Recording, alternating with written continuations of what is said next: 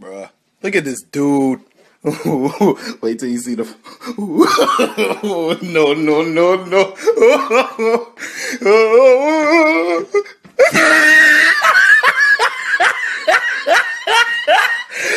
Look at the top of his head.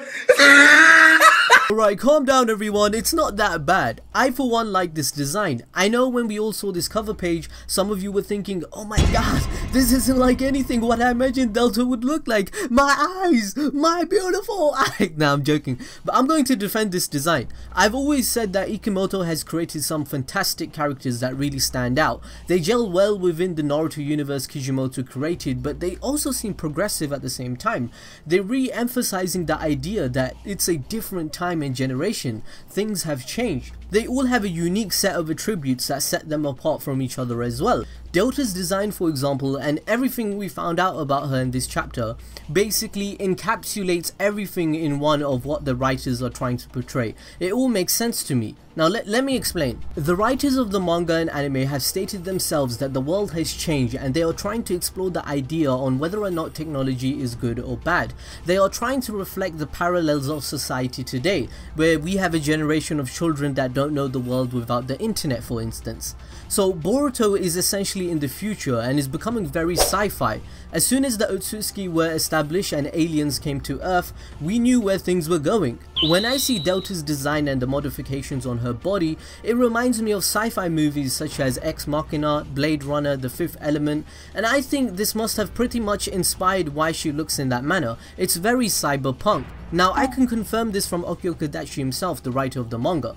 The writer of the Boruto manga, basically the supervisor of the anime, stated that his father is a physician and many ideas come from him playing sci-fi role-playing video games such as Tokyo Nova, Mage and Shadowrun. He wants to make Boruto kinda like a traditional ninja saga combined with cutting-edge technology. Cyberpunk is a genre of science fiction in futuristic setting that tends to focus on the combination of low life and high tech, featuring advanced technological and scientific achievements such as artificial intelligence and cybernetics, juxtaposed with a degree of breakdown or radical change in social order.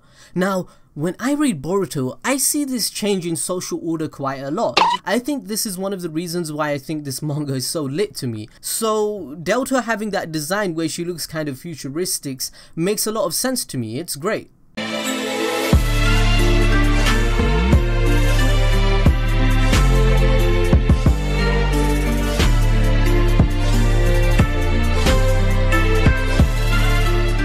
We start off the chapter with Kawaki dealing with that damn vase again, and Boruto won't get off his back for breaking it and calls him pathetic for giving up on trying to fix it. However, Himawari, casually sitting with Kawaki watching him, has started to like Kawaki and forgives him. Last chapter she did the same thing during sparring. She doesn't sense or care about this supposed dangerous side of Kawaki, so it again emphasizes to us how Naruto's family is very welcoming, and she also explained to him the seal of reconciliation, which plays a role in this chapter. Kawaki is learning the culture and witnessing positive bonds. He's slowly changing and progressing as a character, which is fantastic. Kashin Koji himself even comments on this, where he states he is surprised that Kawaki is freeloading at Naruto the Hokage's house. He thought he would be under heavy guarded duty and treated differently by now. So the manga is doing a great job at portraying how Hokage Naruto is trying to use his most powerful jutsu of all time on Kawaki. We all know what that is. That's the Kakuno Jutsu. It works every time like a charm. So Kashin Koji also makes another questionable comment where he states that, "Not that I was planning to meddle anyways, I'm counting on you Kawaki and Boruto." So this means he doesn't see them like Kara does. Kashin Koji thinks differently. I've stated this before in my other videos, I really do think Kashin Koji has his own agenda and he seems to not be trusted by his own Kara members as well, and this was displayed to us many times. In other chapters, Kashin Koji killed another Kara member and is investigating Jigen. He keeps derailing Delta from the objective. He seems to be trying to balance his secret motives and serving Kara at the same time. This insinuates the idea that Kashin Koji is a spy that might be a double agent like Itachi Uchiha, or he may just be a ninja that has a goal which no one else has. He wants to fulfill this goal whilst using Kara for his benefit. It's like another clue that he is a Konoha shinobi or associated with Jiraiya, to be honest. You know, that's my opinion. We then cut to Delta. Delta is the inner part of Kara, meaning she has a high rank who could even question Jigen in a rude manner. She threw that table at him like god damn. So Delta's characterization is a ferocious, strong woman that can't be trifled with. We saw how she talked with Jigen, right?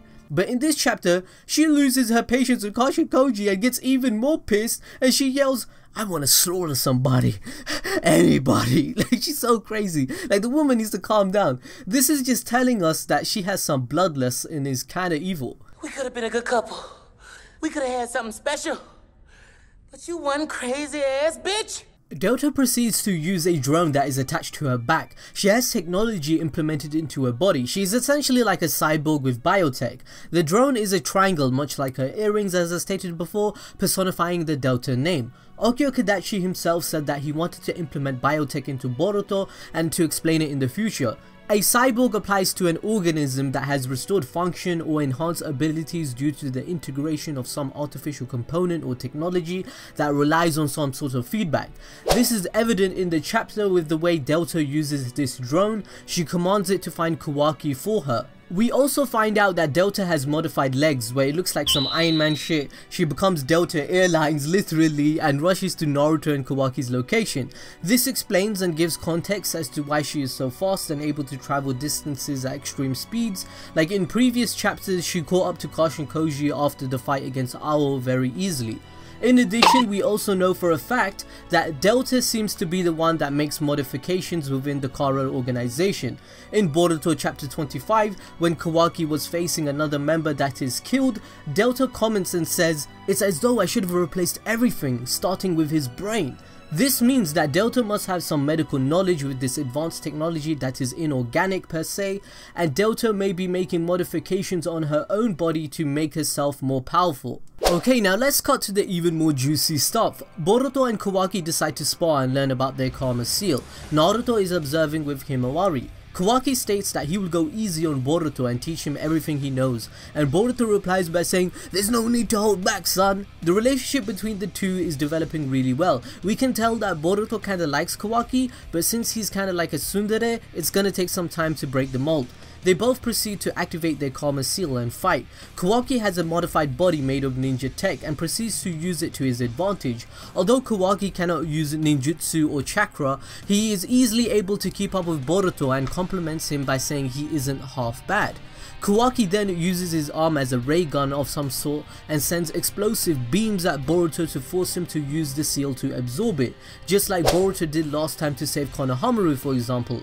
Boruto yells at Kawaki and says, "I thought you were gonna go easy on me," and Kawaki replies saying, "He actually is, bitch." This puts it into perspective and means Kawaki must be really powerful, more so than we imagined. I mean, this dude exploded half an adult body point blank like nothing. The Karma Seal provides so many benefits. For instance, like in the last chapter we learned it gives enhanced chakra and strength, so the buffs just keep on adding. Kawaki is definitely a Jonin level ninja already.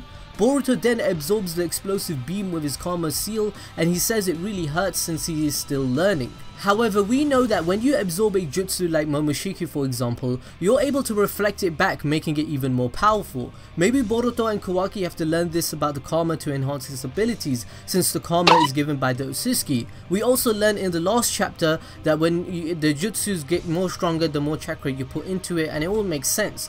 When Boruto and Kawaki pay respect, a new plot twist happens. Momoshiki is alive, y'all. You know, I was shocked. Boruto sees Momoshiki and an insane sensation runs down both their bodies. No one else saw Momoshiki except for Boruto. Momoshiki stated to Boruto that the creed of the Utsuki is to pass on their power to its successor and a human will cease to be ordinary. Momoshiki also stated that he sees his future to be very bleak and Boruto has inherited a lot of Utsuki genetics. Momoshiki said humans have no way of passing on their power to the next generation and that the Utsuki creed is that they must. This must have happened basically when he lost to Boruto. Boruto absorbed Momoshiki. Sasuke informed Boruto in previous chapters that he is investigating the Utsuki and the Karma Seal that he has received. Sasuke told Boruto to let him know if anything that happens. Sasuke is also aware that Boruto receives visions, so I believe Boruto will go to his sensei Sasuke Uchiha in the future and inform him of the visions he has of Momoshiki as well as the new abilities he has gained, so Sasuke can look into it and advise him. We also then proceed to learn that Boruto's wounds on his hands have already healed. Kashin Koji comments that Boruto has self-healing abilities that might be happening unintentionally, and it's due to the Karma Seal maybe. He hopes that Jigen doesn't have this ability too, because if Jigen has this ability, it's going to be a problem for him. This again implies that Kashin Koji wants to defeat Jigen in the future. He could possibly be a good guy and a spy, we just don't know yet. In addition, this means my predictions were correct again. This definitely must mean Jigen has defeated an Otsutsuki to receive his seal just like Boruto. Maybe on another planet he defeated an Otsutsuki. That's why the technology he has is inorganic and is not seen on Earth before. Jigen clearly has more mastery over the Karma Seal and can give it to other people, right? Maybe this is why Kawaki is called the Vessel, because if Jigen also has the seal like Boruto, he must be having visions of the Otsutsuki he defeated. These Otsutsuki that live inside the seals within the person's body essentially must be becoming more prominent and more powerful to take over their bodies. It's good writing because every power up on a character must have a flaw or goal that they need to fix. It's what makes the story more exciting. This is just a theory, but maybe that's why Jigen says he is running out of time and needs a vessel for his Karma Seal, because the Otsutsuki need to take over their body instead of Jigen himself. This kinda also gives us more clues that Kawaki in the future is actually someone that has been taken over and isn't the real Kawaki that we know now. Naruto being sealed away in another dimension by an Otsutsuki in the future, it's not far-fetched at all. The Otsutsuki are just as powerful as Naruto. So I hope Momoshiki residing in Boruto means that we kinda will receive more backstory and information on the Otsutsuki clan. It's a stepping stone for the writers to work on this, and it's great, I love it. The last few pages is Delta finding Kawaki and using the rocket legs as I said, and Ino picks up on this straight away and she tells Naruto. But Naruto is a badass Hokage and he says don't inform anyone, I'll deal with this alone. So Delta meets Naruto, Boruto and Kawaki, but she ignores them. She addresses saying, Kawaki, remember my sublime punishment? Like she's such a boss ass bitch. Then the chapter ends. Now we know for a fact that Kawaki said Naruto is stronger if not at Jigen's power level already, so that means Delta must have a trick up her sleeve to take Kawaki away.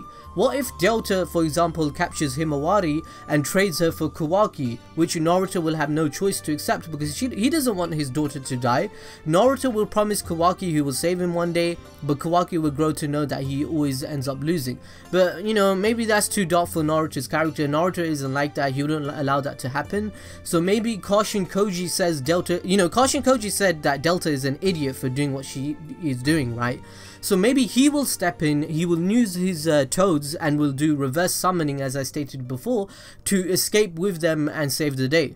But if Naruto goes full power, I definitely don't think he will kill or damage Delta. It's too early in the story and manga for the writers to do this, and plus Naruto wants to gain intel, So I think it will be a decent fight next month, and I hope they give us new information and everything and build more tension. I don't mind either way.